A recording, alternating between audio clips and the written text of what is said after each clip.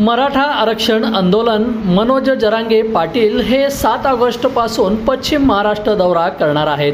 त्या माध्यमातून प्रत्येक जिल्ह्यामध्ये शांतता रॅली काढत समाज बांधवांची मते जाणून घेत त्यांना गरजवंत मराठ्याचा लढा आणि प्रशासनामधील सुरू असलेल्या घडामोडीची माहिती देणार आहेत। पश्चिम महाराष्ट्रातील दौऱ्याची सुरुवात सोलापुरात होणार असून छत्रपती शिवाजी महाराज चौक येथे शांतता रॅलीनंतर भव्य सभा होणार आहे। या सभेसाठी लाखोच्या संख्येने मराठा बांधव उपस्थित राहणार आहेत। या सभास्थळाची पाहणी मराठा क्रांती मोर्चा, पोलीस प्रशासन आणि महानगरपालिका यांच्या संयुक्त विद्यमाने करण्यात आली। यावेळी मराठा क्रांती मोर्चाचे ज्येष्ठ समन्वयक दास शेळके, दिलीप कोल्हे, अमोल शिंदे, पोलीस उपायुक्त विजय कबाडे, नगर अभियंता सारिका अकुलवार यांनी छत्रपती शिवाजी महाराज चौकात प्रत्यक्ष पाहणी करत नकाशा पाहून दुचाकी, चारचाकी वाहनाची पार्किंग कुठे असावी या संदर्भात चर्चा केली।